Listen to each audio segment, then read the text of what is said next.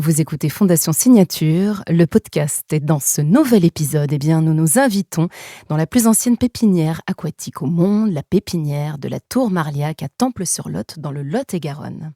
C'est ici qu'ont été créés les premiers nénuphars colorés par hybridation en 1875, ceux qui émerveillèrent Claude Monet, qui les immortalisa dans les Nymphéas. Robert Sheldon, un Américain passionné, a repris le domaine et en perpétue l'héritage. Deuxième finaliste du prix de l'Art du Jardin 2025 de la Fondation Signature, il est notre invité.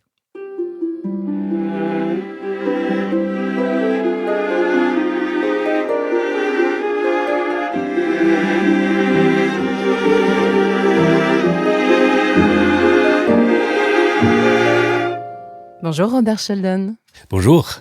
Robert, pouvez-vous tout d'abord revenir sur l'histoire absolument passionnante de ce jardin aquatique de la Tour Marliac et de sa pépinière? Oui, bien sûr.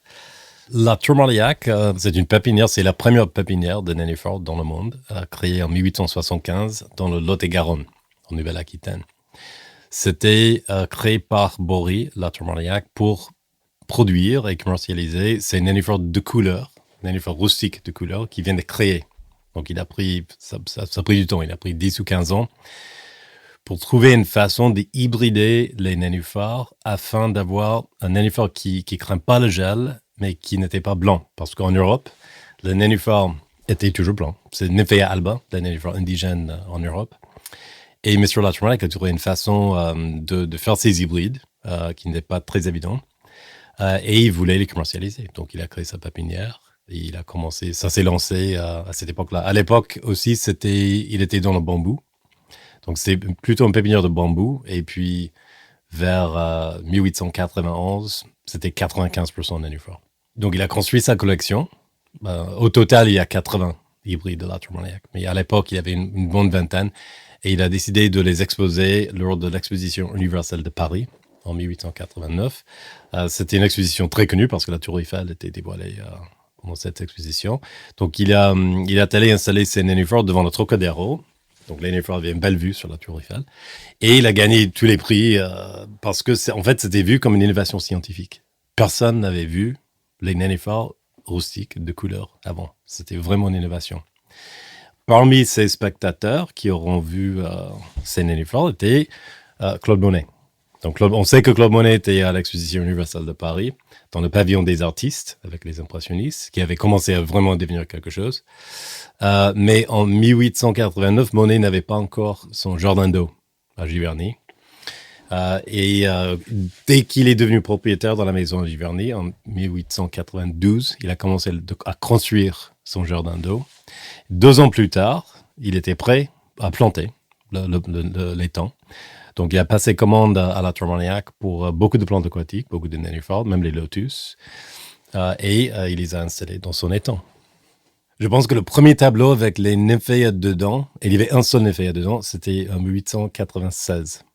Donc, les nénuphars prennent toujours quelques années pour prendre de l'ampleur dans le bassin. Et à partir d'un certain moment, Monet s'est rendu compte qu'il avait un vrai sujet. Donc, les nénuphars de couleur étaient ravissants dans son étang. Et il est devenu fasciné par les couleurs, les réflexions. Il a commencé à faire de plus en plus de tableaux. Mais il s'est rendu compte qu'il avait un paysage unique à lui. Parce que les nénuphars rustiques de couleur venaient juste d'être inventés par M. Latour Marliac. Donc, il n'y avait pas un autre, ou peut-être 2 ou 3, mais il n'y avait pas vraiment des étangs plantés aux nénuphars de couleur. C'était un paysage unique. N'importe qui peut faire un tableau avec les peupliers dedans, les sujets comme ça, comme on avait fait. Mais il n'y avait que lui qui avait ce joli sujet. Donc, je pense que c'est plutôt pour ça qu'il a fait bien plus de 200 tableaux avec le thème du jardin d'eau, nymphéa. Est-ce qu'on sait s'il y a un lien qui s'est créé entre justement Monet et la Tour Marliac? On n'a jamais trouvé des traces dans les archives en dehors des achats, en relation commerciale, entre ces deux messieurs. Donc, je ne pense pas que Monet est venu au Temple-sur-Lot, mais on ne sait pas. Donc, oui, justement, les archives sont très conséquentes. Donc, quand j'ai repris l'entreprise en 2007, il y a toujours des dizaines de milliers de pages dans les archives parce que M. Latourmaliac faisait toutes ses correspondances horticole, professionnel, un petit peu personnel, en duplicata. Et dedans, on trouve les factures de monnaie. Il y a 4 dedans.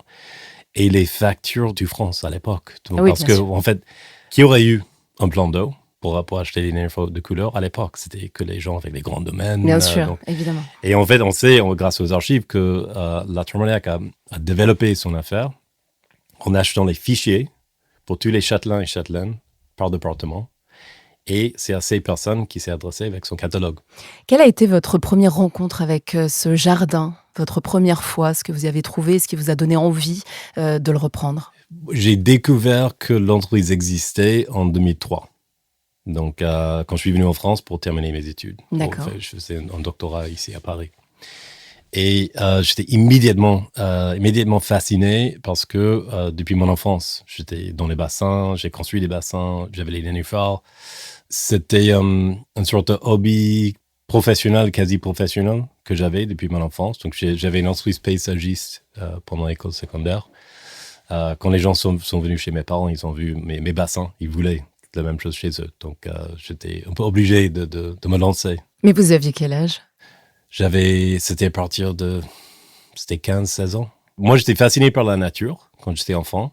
Et en fait, la motivation pour le bassin au début, c'était d'avoir un endroit pour héberger tous mes grenouilles et mes tortues, Okay. les choses que je pêchais dans les rivières. Ça fait sens. Voilà. Et puis, à partir de là, j'ai découvert qu'il a des plantes aussi qu'il faut mettre. Et surtout, j'ai découvert, pas tout de suite, c'était l'année suivante, qu'il y avait d'autres personnes avec cette folle idée de construire un petit étang dans leur jardin et qu'il y avait toute une industrie. Il y avait des pépinières spécialisées, il y avait des bâches PDM, des pompes.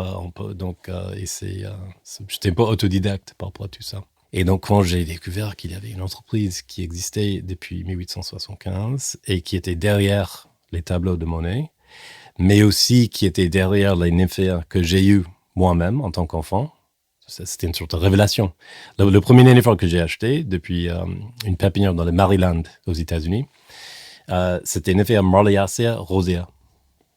Mais je n'avais aucune idée pourquoi ce nénuphar avait un nom français. Donc, Ok. Et puis il y avait de gloire du temple sur l'autre. Partout dans le monde, les nénuphars portent les noms français, toujours aujourd'hui, à cause du fait que M. La Tourmaliac était la première personne de créer ces hybrides. Et ce sont ces hybrides qui ont duré et qui ont dominé le marché jusqu'à les années 1980.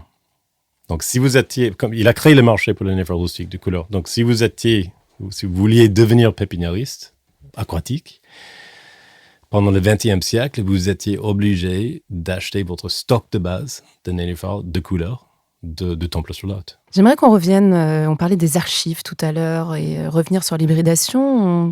On ne sait pas comment il a fait ces hybridations, mais dans ces archives, justement, est-ce que vous avez quelques éléments d'information sur le procédé qu'il a utilisé? Est-ce que vous avez retrouvé des choses tout de même?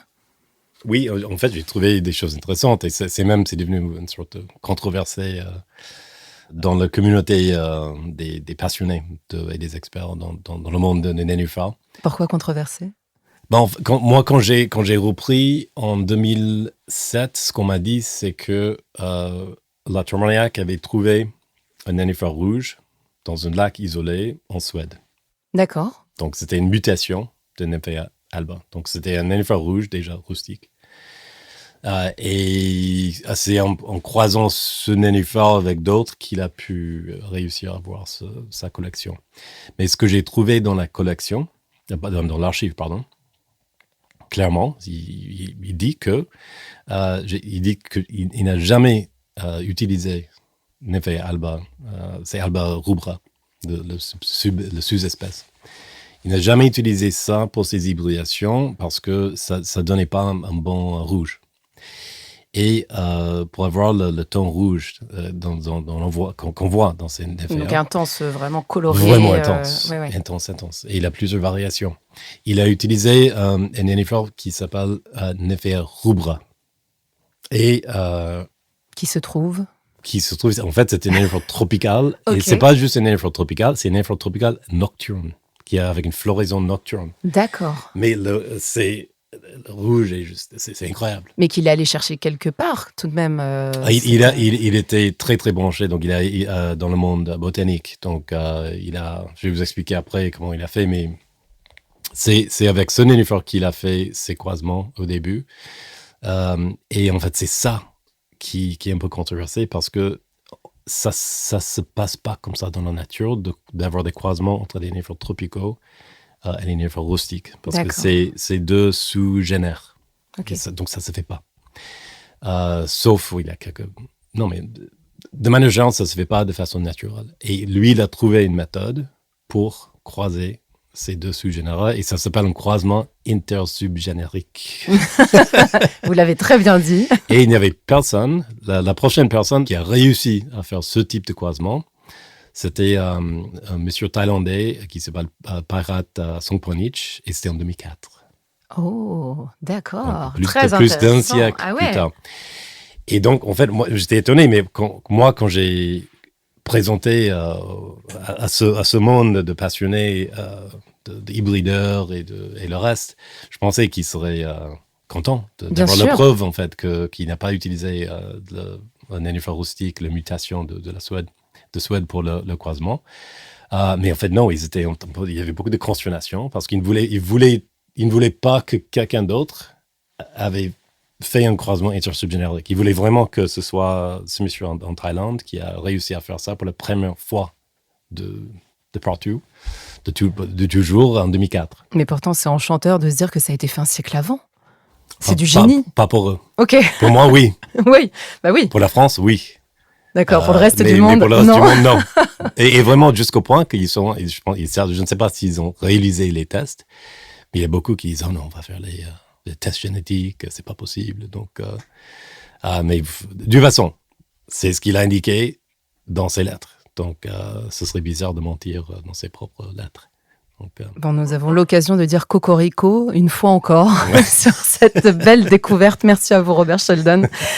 Alors, justement, avec ces fleurs uniques, fragiles, désormais elles comptent sur vous dans ce jardin aquatique de la Tour Marliac. Comment on se sent investi de cette responsabilité de faire perdurer justement toute cette flore qui est quand même assez exceptionnelle? C'est un honneur, déjà. C'est un énorme challenge. Le propriétaire de cette entreprise n'a jamais vraiment gagné sa vie avec. Et c'est pour ça que l'entreprise existe toujours. D'accord. Donc, au début, il avait M. La Tour Marliac. C'était un homme très bourgeois, donc il faisait ça pour la passion et d'autres raisons. Après, c'était son fils qui avait une autre activité de côté. Son gendre et sa fille, pareil. Et puis c'était ses descendants qui habitaient Bordeaux. Qui vendaient de l'assurance, qui étaient avocats, des choses qui avaient des carrières de côté. Mais ils voulaient toujours garder l'entreprise pour assurer que ça serait pérennisé. Bien sûr. Et puis c'était géré sur place par quelqu'un. Donc, à partir de la Deuxième Guerre mondiale, c'était plus les descendants. Il y avait une famille locale qui vivait sur place et qui a géré le site de 1950 jusqu'à la reprise par les Davies en 1991. Le propriétaire est toujours sur des gardiens. Moi, pareil. Donc, moi, j'ai gagné ma vie là-bas pendant 5 ans quand j'étais sur place, 7 jours sur 7, tout le temps, pendant 5 ans, pour remettre l'entreprise sur les rails. Mais depuis, il a une équipe sur place. Moi, je suis toujours très impliqué dans l'entreprise, surtout avec le développement de la stratégie. Mais il y a une équipe sur place qui gère. Et moi, je suis un peu voilà, je ne sais pas comment dire, mais je joue un rôle important en assurant la continuité. Comment vous imaginez ce domaine dans 150 ans? Dans 150 ans, donnant la beauté du site, la richesse naturelle en biodiversité qu'il y a, l'histoire qu'on a, architecturale et culturelle, je pense que ce sera un site majeur, avec une vraie destination internationale. j'espère même avant 150 ans. Oui, que vous puissiez être spectateur quand même de cette belle réussite. Oui, tout à fait. Mais actuellement, c'est minuscule aujourd'hui. On a 20 000 visiteurs par saison. Oui, mais comme vous le disiez... à Giverny, ils ont 1 million presque. Oui, mais Giverny, c'est pas très loin de Paris. Il faut pas... Non, voilà, les conditions ne sont pas les mêmes. Donc, on est en train de créer la fondation de quelque chose qui peut... On ne veut pas le surtourisme, comme en fait, c'est un problème ce qu'ils ont à Giverny. Il y a trop de monde. Oui. On ne veut pas ça.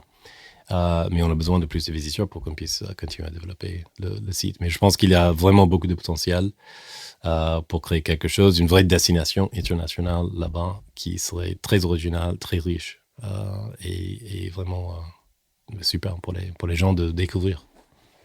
Alors en 2025, votre jardin aquatique décroche la place de 2e finaliste de prix de l'art du jardin de la Fondation Signature en partenariat avec le ministère de la Culture et vous deviendrez, dans la foulée de cette heureuse nouvelle, l'hôte de la 2e édition du Festival Signature. Alors comment avez-vous vécu ces différentes expériences, recevoir ce prix et puis ensuite accueillir ce festival qui mêlait art, musique et voilà ces visites dans ces magnifiques bassins? D'abord, j'étais ravi d'avoir la reconnaissance de la Fondation Signature sur ce qui existe là-bas. Parce que c'est toujours pas très connu. Ce qui existe là-bas et le lien avec Monet et avec le renommé horticole et le patrimoine horticole qu'il y a là-bas. Donc ça, c'est super. Le prix aussi nous a permis de restaurer, de commencer, de se lancer dans la restauration des plus anciens bassins sur place, donc de ceux qui ont été créés vraiment par M. Bourrier, la Tour Marliac en 1870. Donc ça, c'était super. Et puis, c'était un vrai plus d'avoir la possibilité d'héberger le festival Signature en septembre. Et pour moi, l'idée d'avoir la musique dans le jardin, et surtout dans le jardin là-bas, dans ce jardin, pour moi, c'est très naturel. C'est quelque chose que je faisais déjà avec les soirées nocturnes en été, et je voulais aller plus loin là.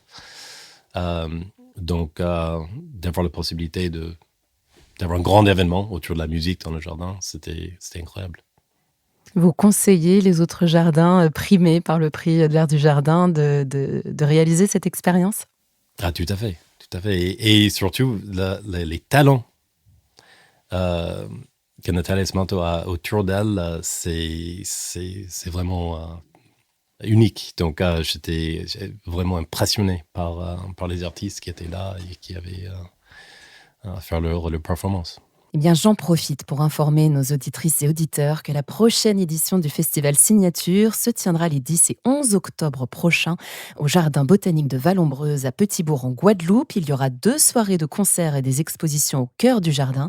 Cet événement réunira les membres du Cercle Fabuleuse Signature, finaliste du prix Fabuleuse 2026, ainsi que notre lauréate Farnaz Modaré-Sifar qui sera l'invitée de notre prochain épisode. Alors Robert, pour revenir à vous et votre jardin, la Tour Marliac, reste avant tout une pépinière en activité. On cultive, on vend, on expédie ces mêmes variétés donc, que Monet commandait pour son jardin normand. Cette continuité commerciale, vous le disiez, maintient le lieu vivant. Est-ce qu'il y a autre chose qui fait qu'il y aura une émulation autour de ce jardin? Oui, à la Tour Marliac, en fait, quand les gens viennent sur place, donc on voit que c'est une pépinière qui tourne toujours. Donc, on voit la production de nénuphars, la vente de nénuphars par correspondance sur place. Mais ce qu'on a aussi, c'est un parc, un jardin de 3 hectares, paysager, avec beaucoup d'éléments naturels. Par exemple, il y a une vingtaine de sources qui coulent sur place. D'accord. Il y a un lac qui était creusé du ruisseau de Laz, qui traverse la propriété. Il y a des fontaines, il y a une cascade, il y a une serre exotique en verre qui est fait pour héberger le Victoria, le nénuphar géant d'Amazonie, avec ses feuilles qui sont magnifiques, de 2 mètres, très impressionnantes. Ouais. Donc vraiment là, et puis là, je pense il est possible qu'on a la plus belle collection des nénuphars tropicaux en Europe. Donc, pour les visiteurs, surtout juifs qui viennent sur place, dans les bassins de 1870, on a des centaines de nénuphars tropicaux qui sont toujours en fleurs. Et chez les nénuphars tropicaux, il y avait toujours des couleurs magnifiques. On a les nocturnes, les diurnes, on a de tout. Donc, il y a aussi, dû au fait que l'entreprise existe, ces bassins existent depuis 150 ans, il a une biodiversité très importante sur place, surtout appréciée par les enfants, parce qu'il y a des grenouilles qui sautent partout. Mais il y a à peu près une dizaine d'espèces d'amphibiens sur place, dont la moitié sont fortement protégées. Et oui, il a vraiment une richesse. Et c'est un îlot de biodiversité au milieu, pas d'une zone urbaine, mais au milieu d'une zone plutôt agricole. Oui. Donc en fait, c'est assez précieux ce qu'on a là. Alors nous allons terminer avec un questionnaire léger qui n'en demeure pas moins sérieux, Robert, pour connaître davantage l'homme derrière ces nénuphars. S'il ne fallait garder qu'une seule couleur de nénuphars, laquelle choisiriez-vous pour votre jardin ? C'est difficile. Je pense que si je reste dans la palette de Monsieur La Tour Marliac, ça change, hein? Mais cette année, le nénuphar que j'apprécie beaucoup, c'est Nymphaea marliacea rubra punctata. Qui est d'une couleur... C'est d'une couleur rouge, est-ce qu'on peut dire ça en français, garné? Non, c'est pas un rouge bordeaux, c'est entre un rouge carmine et bordeaux. Entre carmin, d'accord. Oui, carmin, oui, c'est vraiment un rouge foncé, très soutenu, avec des feuilles marbrées rouges. Donc, ouais, très très beau. Vous êtes un Américain professeur à Paris qui passe ses étés dans un petit village de Lot-et-Garonne pour prendre soin d'un jardin aquatique. Quel œil portent vos amis américains sur votre activité, Robert ? Mes amis américains adorent le site et viennent souvent, en fait. Chaque fois ils peuvent, ils viennent s'installer avec moi sur place pour profiter du lieu. C'est magique. Mais sinon, pour plus large aux États-Unis, c'est pas connu, hein, la Tour Marliac. Et les Américains seraient totalement sous le charme de ce jardin, mais c'est pas connu. Vous avez un profil singulier tout de même. Oui, je suppose, oui. Claude Monet est votre meilleur ambassadeur. Est-ce une chance absolue ou une tutelle dont il faut parfois s'affranchir ? On parle très souvent de Claude Monet, mais on a le droit de parler de lui. Le lien entre la Tour Marliac et la Tour Marliac, c'est pas anodin. C'est pas juste un monsieur qui a acheté quelques nénuphars il y a 125 ans. On doit l'existence des tableaux de Monet, des Nymphaea, qui sont peut-être parmi les plus connus au monde, à aborder la Tour Marliac. Et ce que je dis souvent à mes compatriotes les Français, c'est que le nénuphar, comme on le connaît, coloré, de couleur, ça fait partie du patrimoine français. C'est comme la tulipe pour les Néerlandais. C'est vraiment, mais les Français ne le savent pas. Mais entre M. La Tour Marliac qui les a inventés et M. Claude Monet qui les a immortalisés, c'est franco-français les nénuphars. Ça fait partie de notre patrimoine. Tout à fait. La Tour Marliac porte l'ADN de Bory, l'ombre de Monet. Quelle empreinte pensez-vous laisser qui témoignera de votre passage, Robert Sheldon ? Si je réussis à pérenniser l'entreprise, ça serait la plus grande réussite. Donc ça c'est les buts en fait. Développer le site en mettant en valeur et en ouvrant au public ce qu'il y a là, jusqu'au point que l'entreprise est vraiment stable et durable. Merci Robert. Merci à vous. Vous venez d'écouter Fondation Signature, le podcast. Si cet épisode vous a plu, abonnez-vous dès maintenant et partagez-le autour de vous. Retrouvez toute l'actualité de la Fondation Signature sur le site www.fondation-signature.org et sur nos réseaux sociaux, Instagram, Facebook, LinkedIn et YouTube. À bientôt.